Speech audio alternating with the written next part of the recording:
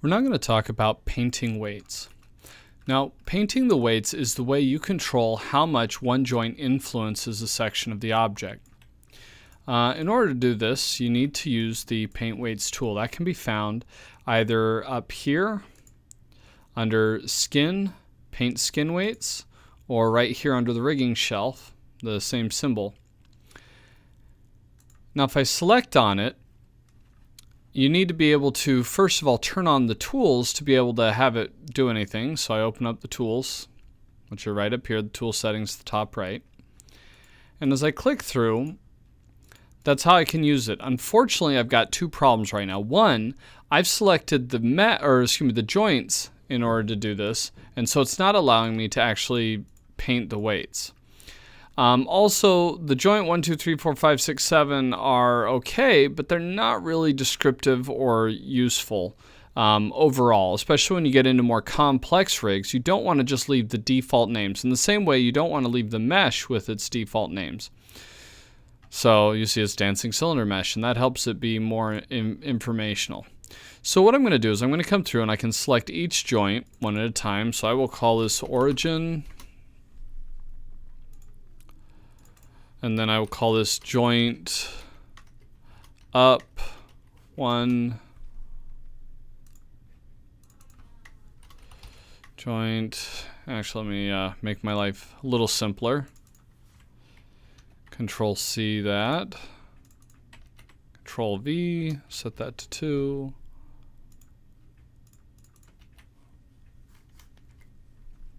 So technically I'm just numbering them again, but it's to give you an idea of how you can change it. In the next module, as I show you how to rig like a full bipedal skeleton, then it'll make more sense.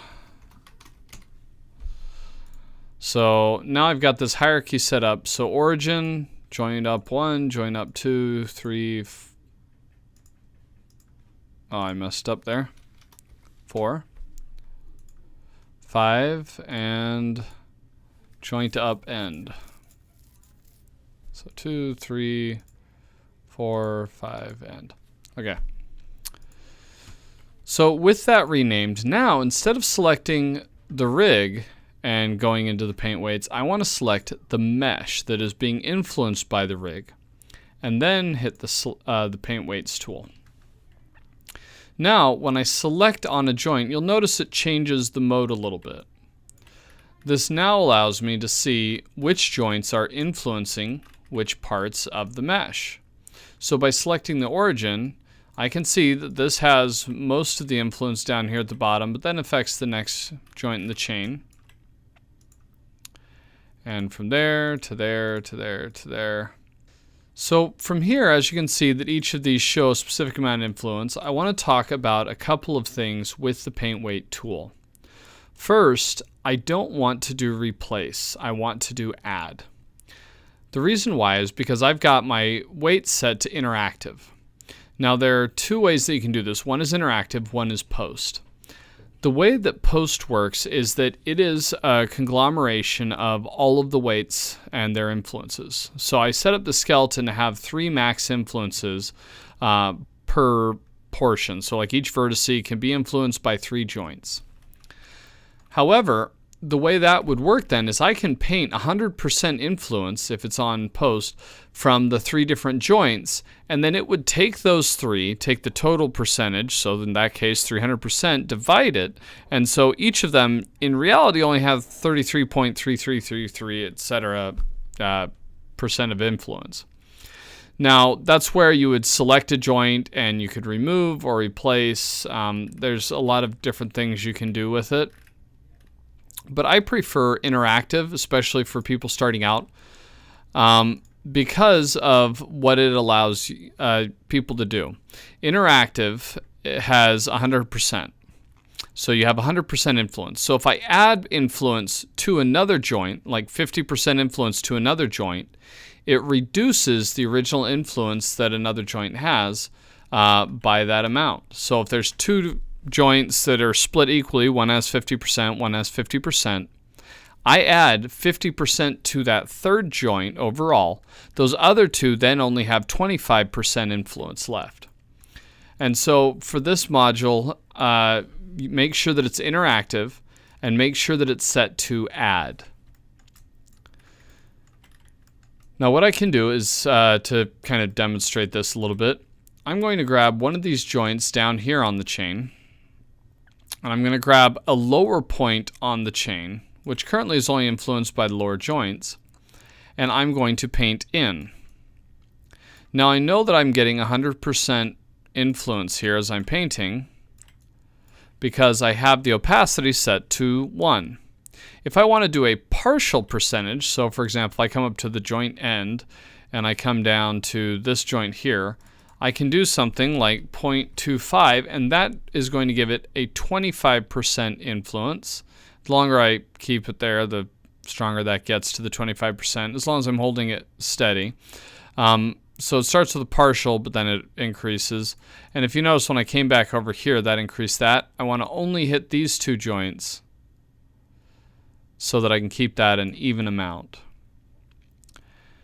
And so if I come back to start animating, and I move these joints, you see that it's starting to have an influence down below because of the way the weights are painted.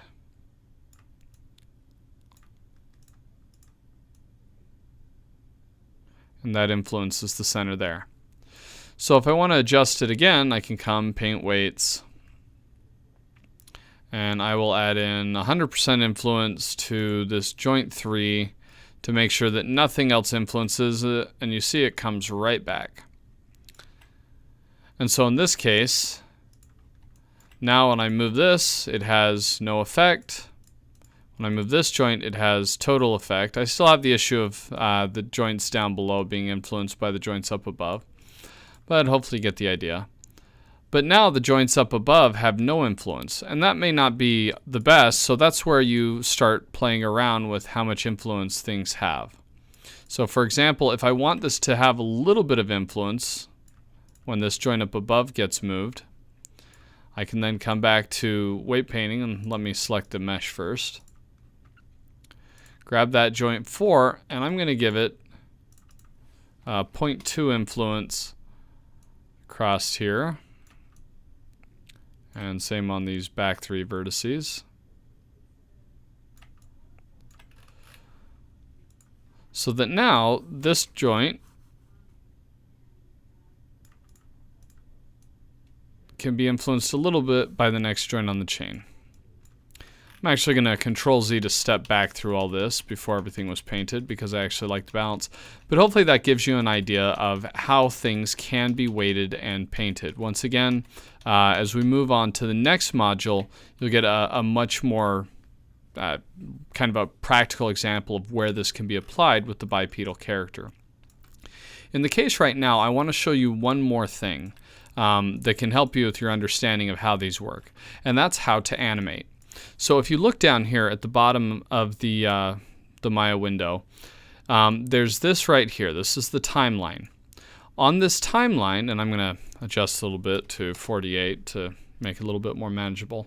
On this timeline, these are the frames for what's being animated. So for example, if I grab this joint right here, at 1, if I hit S, it just saved all the information about this joint.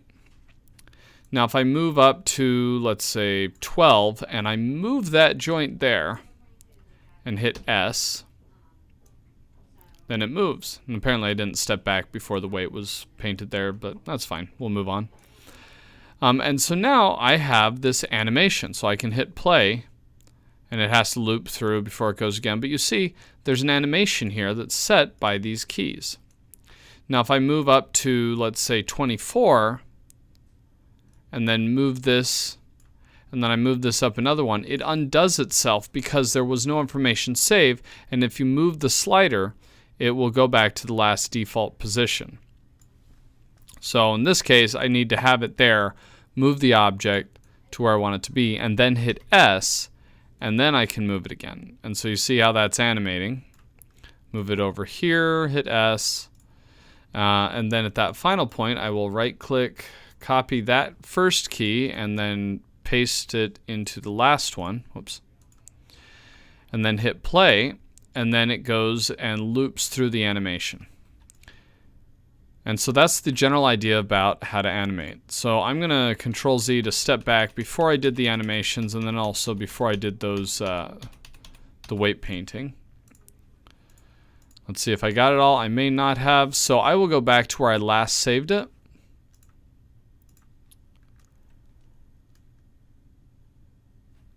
And open it there before I did the animation, so that now it's just set up.